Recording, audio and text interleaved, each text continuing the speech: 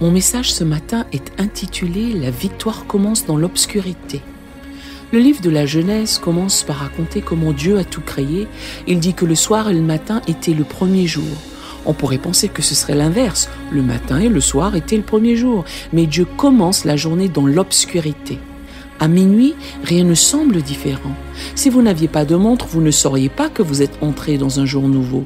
Il fait encore sombre dehors. Ça ressemble à 21h, 22h, 23h. Il n'y a aucun signe que quelque chose ait changé.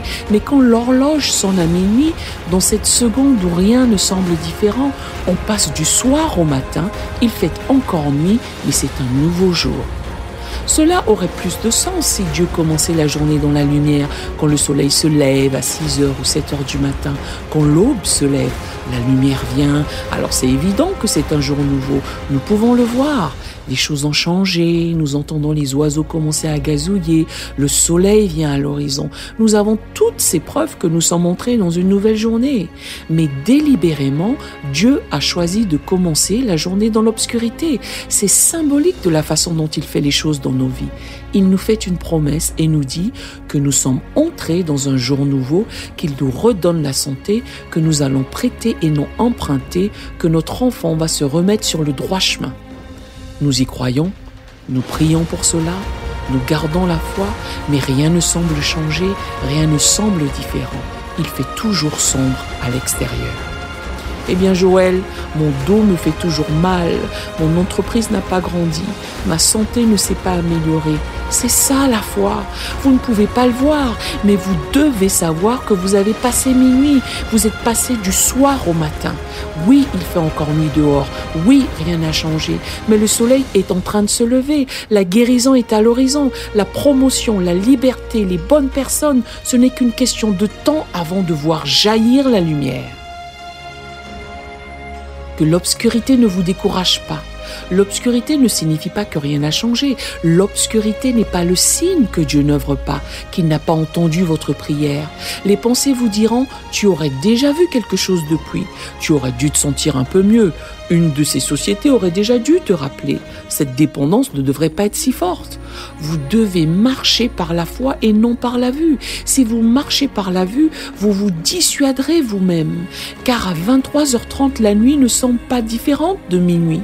Tout ce que vous pouvez voir, ressentir, sentir, toucher est identique. Rien ne prouve que ce soit un jour nouveau. Mais le psalmiste dit dans Psaume 56 « Mes ennemis reculent au jour où je crie ». Vous ne pouvez pas le voir, mais quand vous avez prié, vous avez quitté le soir pour arriver le matin. C'est un jour nouveau. Vous ne pouvez peut-être pas en voir la moindre trace, et ce n'est pas grave. La victoire commence dans le noir. Et nous traversons tous ces moments où nous ne pensons pas que ça va marcher, des saisons où rien ne change. Nous faisons de notre mieux, mais l'entreprise ne se développe pas. Nous restons dans la foi, mais notre santé ne s'améliore pas. Il est tentant de penser que Dieu nous a oubliés, que nous aurons toujours cet obstacle. Le fait est que la lumière est en route. Ce que Dieu vous a promis est en route. Vous avez peut-être lutté dans un domaine depuis longtemps. Vous croyez que les choses vont changer dans votre mariage, vos finances, avec la dépendance qui vous tient. Cela semble permanent. Mais Dieu dit que vous êtes déjà entré dans un jour nouveau. Vous avez déjà passé minuit. Vous ne pouvez pas encore le voir, mais la victoire est en route. Maintenant, au lieu de vous plaindre de l'obscurité, ayez une nouvelle perspective. L'obscurité signifie que le soleil se lève, la promesse est sur le point de se réaliser. Qui peut empêcher le soleil de se lever chaque matin? Qui peut empêcher la lumière de jaillir à l'horizon? Toutes les forces des ténèbres ne peuvent pas arrêter ce que Dieu a ordonné pour vous. Elles ne peuvent pas empêcher ce qu'il a promis de se réaliser. Face à cette obscurité, quand vous ne voyez pas de lumière, accordez-vous avec Dieu. Père, merci car c'est un jour nouveau. Il peut faire encore sombre, mais je ne marche pas par ce que je vois. Je marche par ce que je sais. Et je sais que j'ai passé minuit. Cela signifie que ma guérison arrive, ma percée arrive, mon abondance arrive, ma victoire arrive. Lorsque vous réalisez que Dieu commence par les ténèbres pour apporter de nouvelles choses dans votre vie, vous ne serez pas découragé par les ténèbres. Vous le remercierez au milieu des ténèbres. Vous le louerez malgré ce qui essaie de vous arrêter. C'est ce que Paul et Silas ont fait. Ils ont été mis en prison pour avoir partagé leur foi. Les chefs religieux, les Sadducéens ne les aimaient pas. Ils les ont accusés d'avoir provoqué des troubles. Ils avaient été mis dans la partie la plus profonde du donjon pour s'assurer qu'ils ne pouvaient pas s'échapper. Mais Dieu ne vous laissera pas entrer dans un problème dont il ne peut pas vous sortir. Si cette difficulté allait arrêter votre destin, Dieu ne l'aurait pas permis. Cela peut vous sembler trop grand, vous pensez que vous ne pourrez jamais le surmonter, mais ce n'est pas trop grand pour notre Dieu, il a déjà la solution. Ce problème ne peut pas vous empêcher de réaliser votre dessein. Ce revers dans vos finances, l'anxiété, la dépression ne sont pas permanents. Il peut faire sombre maintenant. Vous avez eu de mauvaises passes où vous vous êtes causé des ennuis vous-même. Vous pensez que vous êtes coincé. Non. Préparez-vous car Dieu n'en a pas fini avec vous. Ce qu'il a ordonné pour votre vie arrivera. Cette difficulté est une mise en place pour son apparition dans votre vie. Il va faire quelque chose d'inhabituel, quelque chose qui sort de l'ordinaire et qui vous poussera dans votre dessein, quelque chose qui changera soudainement les choses en votre faveur. Paul et Silas avaient des chaînes autour de leurs pieds, des gardiens se tenaient devant leurs cellules.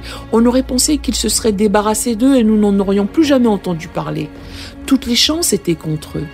Mais les gens n'ont pas le dernier mot.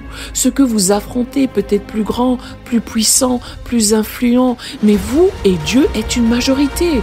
Lui étant pour vous est plus que le monde contre vous. Il n'y a pas d'obstacle qu'il ne puisse déplacer.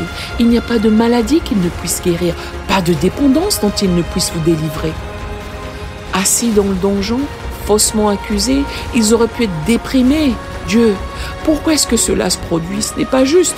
Nous faisions ce que tu voulais que nous fassions. Mais les Écritures disent, à minuit, ils chantaient des louanges et remerciaient Dieu. C'est intéressant que l'on nous dise à quelle heure cela s'est produit. La plupart des récits sur les autres miracles ne nous donnent pas l'heure. Ce détail n'est pas enregistré. Mais Dieu a demandé à l'auteur du livre des Actes de nous le dire cette fois, car minuit signifie que c'était un jour nouveau. Pendant qu'ils chantaient des louanges, il y eut soudain un grand tremblement de terre. Les portes de la prison s'ouvrirent, les chaînes tombèrent de leurs pieds et ils sortirent en hommes libres. Ce n'est pas un hasard si tout cela s'est passé à minuit. Ils chantaient peut-être à 22h et rien ne s'est passé. Ils remerciaient Dieu à 23h, rien ne s'est passé. Ils louaient à 23h30, mais toujours rien. Mais quand minuit a sonné, quand cette nouvelle journée a commencé, les choses ont soudainement changé. Dieu nous montrait qu'il peut faire sombre tout autour de vous, vous ne voyez pas d'issue, mais lorsque vous entrez dans ce jour nouveau, lorsque vous passez du soir au matin, les choses changent soudainement.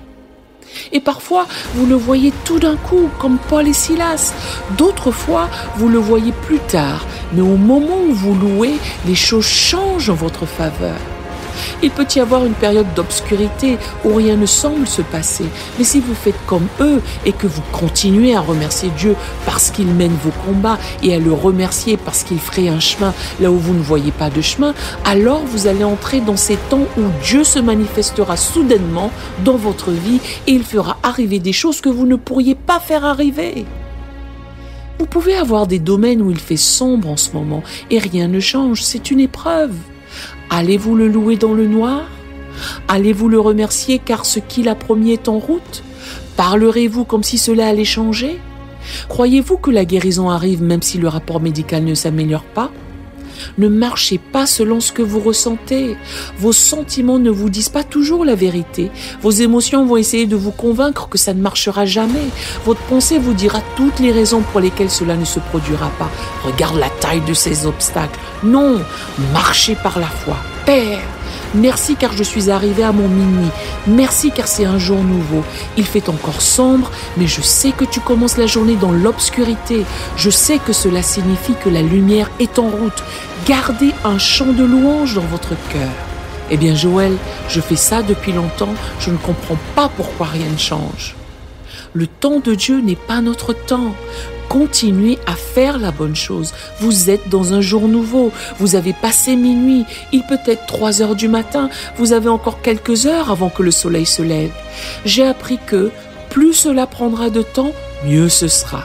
Dieu vous prépare à la bénédiction qu'il a déjà préparée pour vous. Et quand cela prend beaucoup de temps, c'est parce que la bénédiction est plus grande que ce que vous pouvez supporter en ce moment. Il vous rend plus fort, plus mûr, plus confiant. Il prépare les autres personnes impliquées et il fait un travail en eux.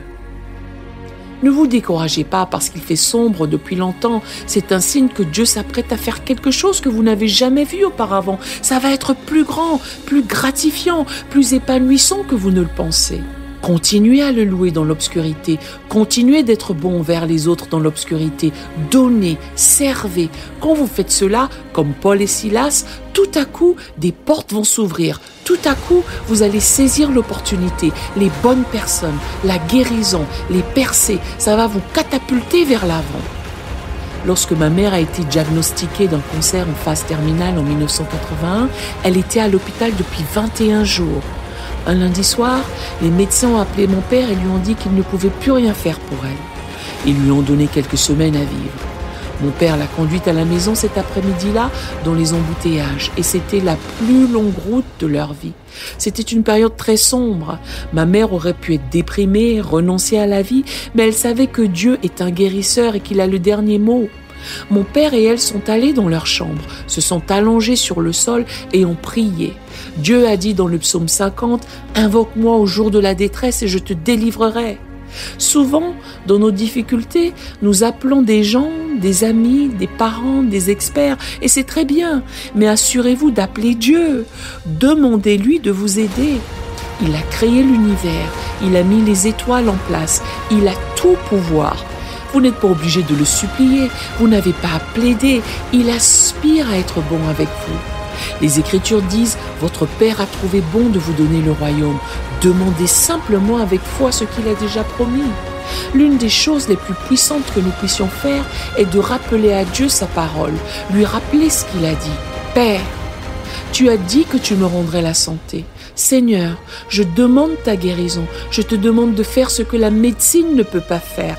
Prenez sa parole et faites des prières audacieuses. Père, tu as dit que mes enfants seront puissants dans le pays. Je te demande de les libérer de cette dépendance, d'éloigner leurs mauvais amis, de les aider à accomplir leur destin. Père, tu as dit que je prospérerai et que je serai en bonne santé, que je prêterai et que je n'emprunterai pas, que tu es Jéhovah Jireh, l'Éternel qui pourvoit. Alors Seigneur, je te demande de subvenir à tous mes besoins, de faire des rivières dans le désert. Donne-moi le débordement jusqu'à ce que je puisse être une plus grande bénédiction. Le 11 décembre 1981, lorsque ma mère et mon père ont prié et demandé à Dieu de la guérir de ce cancer, ma mère a cru ce jour-là qu'elle avait reçu sa guérison, qu'elle était entrée dans son minuit, qu'elle était passée du soir au matin. Mais voici la clé. Rien ne semblait différent. Elle était encore très fragile, sa peau était jaune, elle ne pesait que 40 kilos. Je ne l'ai jamais entendu se plaindre. Elle n'a jamais parlé de défaite. Elle parcourait la maison en citant les Écritures. Je vivrai et je ne mourrai pas et je déclarerai les œuvres du Seigneur. Il faisait encore minuit, le rapport médical n'avait pas changé et mois après mois, il n'y avait aucun signe d'amélioration. Tous ses sens disaient « ça ne va pas marcher ». Elle n'avait pas l'air bien. Elle ne se sentait pas bien. Ses émotions, ses pensées disaient qu'elle n'allait pas y arriver. Mais elle n'était pas ébranlée par ce qu'elle voyait. Elle continuait à remercier Dieu, marchant par la foi et non par la vue. La vue disait « Il fait sombre, rien n'a changé, tu ne te rétabliras jamais. » Mais la foi disait « Je suis entré dans un jour nouveau. Il fait noir maintenant, mais la lumière arrive. Ce n'est qu'une question de temps avant que la guérison éclate à l'horizon. » Cela ne s'est pas produit soudainement comme Paul et Silas, mais avec le temps. Petit à petit, elle a commencé à aller de mieux en mieux. Sa couleur de peau est redevenue normale, elle a repris du poids, a repris des forces et aujourd'hui, près de 40 ans plus tard, elle est en parfaite santé, aucun cancer dans son corps, Dieu a le dernier mot. Il peut faire sombre dans votre vie en ce moment, mais ne laissez pas l'obscurité vous tromper. L'obscurité n'est pas le signe que vous n'allez jamais vous rétablir. Ce n'est pas le signe que votre enfant ne fera jamais la bonne chose. Ce n'est pas le signe que votre entreprise ne réussira pas. Cela peut avoir pour but de vous arrêter. L'ennemi l'a envoyé pour vous empêcher d'entrer dans votre destin. La bonne nouvelle est que Dieu a annulé ce plan. Il déjoue les plans de l'ennemi. Cette obscurité ne va pas durer. La dépression n'est pas permanente. La dépendance, la maladie, les ennuis au travail ne sont pas la fin de votre histoire. Vous êtes passé du soir au matin. C'est un jour nouveau. Le soleil est sur le point de sortir. La guérison est dans votre avenir. L'abondance est dans votre avenir. De bonnes relations sont dans votre avenir. La victoire est dans votre avenir. Au lieu de vous plaindre de l'obscurité, d'être découragé par l'obscurité, ayez une nouvelle perspective. L'obscurité signifie que la lumière arrive. Faites votre part. Commencez à le louer dans l'obscurité. Commencez à le remercier pour les choses qui changent en votre faveur. Ne soyez pas ébranlés par ce que vous voyez. 23h30 n'est pas différent de minuit, mais minuit est un jour nouveau. Dieu dit: l'horloge a sonné en votre faveur. Vous avez passé minuit. Les choses ne sont peut-être pas encore différentes. Ne vous inquiétez pas. La lumière arrive. Le soleil n'a jamais une seule fois manqué de se lever. Dieu n'a jamais une seule fois manqué à ses promesses. Cela peut ne pas arriver selon notre calendrier ou de la façon dont nous le pensions, mais je peux vous assurer que le soleil va se lever dans votre vie. Vous ne seriez pas en vie si Dieu n'avait pas quelque chose d'incroyable dans votre avenir. Eh bien Joël, on dirait vraiment minuit. Minuit est une bonne chose. Dieu commence toujours dans l'obscurité. C'est le signe qu'il est sur le point de donner naissance à quelque chose de nouveau, quelque chose de grand, quelque chose d'inhabituel. S'il commençait dans la lumière, cela ne prendrait aucune foi. Si nous pouvions voir comment cela allait se passer, si nous avions toutes les ressources, les connexions, la solution, nous n'aurions pas à dépendre de lui. Le moment de montrer de quoi vous êtes fait est quand il fait noir et que vous ne voyez rien changer. Les pensées vous diront: tu ne sortiras jamais de ta dette, tu ne rencontreras jamais la bonne personne, tu n'accompliras jamais ce rêve. Au lieu de devenir déprimé, la bonne attitude est: oui, il fait encore nuit, oui. Je ne vois rien changer, mais je ne suis pas inquiet. Je sais que c'est après minuit et la lumière arrive. Dieu est fidèle. Ce qu'il vous a promis, il va le réaliser. Dans les Écritures, Job a traversé une période sombre. Tout allait bien, la vie était belle et tout s'est écroulé. Il a perdu sa santé, sa famille, son entreprise. Cela ne semblait pas juste. La Bible dit: Job était un homme intègre et droit. On pourrait penser qu'il n'aurait pas de saison sombre, il n'aurait pas à faire face aux déceptions, aux mauvaises passes, mais la vie nous arrive à tous. La pluie tombe sur les justes et les injustes. La différence avec les justes, avec des gens comme vous, des gens qui honorent Dieu, c'est que Dieu promet de prendre ce qui est néfaste et de le changer pour votre bien. Il peut y avoir des saisons sombres, mais si vous restez fidèle et que vous ne deveniez pas amer, Dieu ne vous en fera pas seulement sortir, il vous en fera sortir mieux qu'avant. Il fera payer l'ennemi pour avoir suscité cette difficulté. Dieu dit à Satan: as-tu vu mon serviteur Job ? Il n'y a personne comme lui dans tout le pays. Il est irréprochable, c'est un homme intègre, il a un esprit d'excellence. J'aime le fait que Dieu se vantait de Job. Si vous pouviez entendre ce que Dieu dit de vous, vous seriez étonnés.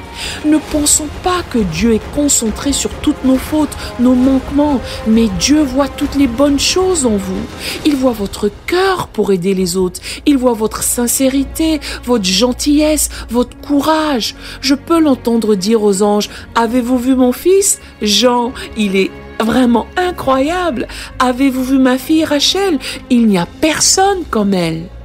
Dieu est fier de vous.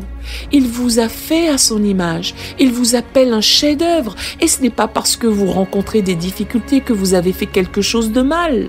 Nous passons tous par des épreuves et des saisons que nous ne comprenons pas. Ce que je veux que nous voyions est que l'obscurité n'est pas permanente. À un moment donné, vous allez passer du soir au matin.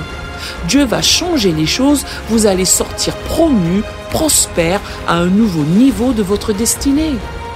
Quand Job a tout perdu, il était très découragé. Il s'est assis parmi les cendres et a mis un sac. Il a traversé des phases de bouleversement, d'amertume, de frustration, mais Dieu sait que nous sommes humains, nous ressentons des choses. Il peut y avoir des moments où vous ressentez ces émotions. Ce n'est pas grave, ne restez pas là. Job est finalement sorti de ses cendres. Il faisait encore noir et rien n'avait changé, mais il a déclaré « Je sais que mon Rédempteur vit ». Il disait en fait « Dieu est toujours sur le trône, il a le dernier mot. Je ne vais pas traîner aigre sur ce que j'ai perdu, je me prépare pour les nouvelles choses qu'il a en réserve ». Quelques chapitres plus tard, au milieu de toutes les difficultés, toujours aussi sombre que jamais, rien n'avait changé. Mais Job a dit « Je sais que Dieu m'a accordé la faveur ». Il disait en fait « Je sais que je suis entré dans un jour nouveau. Je sais que je suis passé du soir au matin. Je sais que cette obscurité n'est pas permanente. » Et au chapitre 8, un homme est venu l'encourager et lui a dit « Job, Dieu remplira encore ta bouche de rire et tes lèvres de cris de joie. » Il disait à Job ce que Dieu nous dit. Ne laissez pas cette saison sombre vous tromper. Ne laissez pas cette pandémie. Ne laissez pas la maladie. Ne laissez pas la rupture vous faire vivre dans la défaite. Vous allez rire à nouveau. Vous allez aimer à nouveau. Vous allez rêver à nouveau. Vous allez construire à nouveau. Vous allez diriger à nouveau. Vous allez fleurir à nouveau. Et si l'obscurité que vous traversez n'était pas l'obscurité du tombeau, mais plutôt l'obscurité des entrailles? Et si c'était l'obscurité qui précède la chose incroyable que Dieu va faire dans votre vie? Vous n'êtes pas dans l'obscurité du tombeau. Ayez une nouvelle perspective. Vous êtes dans l'obscurité des entrailles. Dieu est sur le point de faire quelque chose que vous n'avez pas vu. Vous allez découvrir des talents qui vous étaient inconnus jusqu'ici. Cette personne qui vous a brisé le cœur, qui vous a quitté, elle n'a pas arrêté votre destin. Vous êtes sur le point de rencontrer quelqu'un de mieux. Ce temps sombre n'est pas perdu. Dieu l'utilise pour donner naissance à quelque chose que vous n'auriez jamais pu vivre sans cette obscurité. Quand mon père est allé auprès du Seigneur, ce fut un moment sombre pour moi. Mais je peux vous dire que je n'étais pas dans l'obscurité du tombeau, j'étais dans l'obscurité des entrailles. Dieu a donné naissance à des talents en moi que je ne pensais pas avoir. Il a pris ce que je pensais être mon heure la plus sombre et l'a transformé en mon heure la plus lumineuse. La Bible dit dans Psaume 30, « Dieu transformera mes lamentations en allégresse, tu m'as ceint de joie. » Je crois qu'il y a de la tristesse qui est sur le point d'être enlevée, que l'obscurité est sur le point d'enlever. Vous allez être revêtus de joie, heureux, épanouis, vibrants, avec une nouvelle vision, une nouvelle passion. Pas seulement en sortir à peine, « je m'en suis à peine sorti, je m'en suis quand même sorti ». Non, ce deuil est sur le point de se transformer en allégresse. Dieu va compenser pour la tristesse, il va vous compenser pour le chagrin, le mal, l'injustice. Maintenant, osez espérer comme Job, continuez de le remercier de vous avoir accordé la faveur, continuez à déclarer « Mon Rédempteur vit ». Job a traversé cette saison sombre, mais ce n'est pas là qu'il a fini. La Bible dit « Dieu lui a rétabli le double de ce qu'il avait auparavant. Il a été plus béni dans la deuxième partie de sa vie qu'il ne l'était dans la première. » Oui, il faisait sombre, mais quand le soleil s'est levé, il en est sorti avec une double bénédiction. Ne croyez pas à ces mensonges qui vous disent que l'obscurité est permanente, que ça ne changera jamais. Cette obscurité est le signe que le double arrive. Le soleil va se lever à nouveau dans votre vie. Vous allez voir la bonté de Dieu d'une manière inédite. Il souffle dans votre direction en ce moment. Dans le domaine invisible, les choses changent en votre faveur. Les forces des ténèbres sont repoussées. Les bonnes opportunités se dirigent vers vous. Il va faire arriver des choses que vous ne pourriez pas faire arriver. Vous allez savoir que c'était la main de Dieu. Quand nous parlons de Job, nous pensons que cela a dû être 50 ans de sa vie, que c'était une période si terrible, mais certains commentaires pensent que l'épreuve n'était que de 9 mois. Ce n'était pas des années et des années. Ce à quoi vous avez affaire ne va pas durer aussi longtemps qu'il y paraît. Cela ne vous gênera pas le reste de votre vie. Le soleil va se lever plus tôt que vous ne le pensez. Vous avez déjà dépassé minuit. Le lever du jour est sur le point de se produire. La lumière va éclater à l'horizon. Préparez-vous pour la faveur. Préparez-vous pour les percées. Préparez-vous pour le double. Vous n'êtes pas dans l'obscurité du tombeau, vous êtes dans l'obscurité des entrailles. Dieu est sur le point de donner naissance à quelque chose qui vous propulsera dans une nouvelle dimension. Mon défi, lui faire confiance dans le noir. Vous ne verrez peut-être rien qui s'améliore. Ce n'est pas grave. Marchez par la foi et non par la vue. Si vous le faites, je crois et déclare que Dieu est sur le point de transformer votre deuil en allégresse, votre tristesse en joie, et comme Job, vous allez en sortir restauré, promu, en bonne santé, libre, meilleur qu'avant, au nom de Jésus. J'aimerais vous donner l'opportunité de faire de Jésus le Seigneur de votre vie. Voulez-vous bien prier avec moi? Dites: Seigneur Jésus, je me repens de mes péchés. Viens dans mon cœur. Je fais de toi mon Seigneur et Sauveur. Si vous avez fait cette simple prière, nous croyons que vous êtes né de nouveau. Allez dans une bonne église qui est basée sur la Bible. Donnez à Dieu la première place. Il va vous emmener dans des lieux encore inconnus de vous. Nous espérons de tout cœur que ce message changera votre vie. N'oubliez pas de le partager pour qu'il en change bien d'autres. Merci de vous abonner et que Dieu vous bénisse.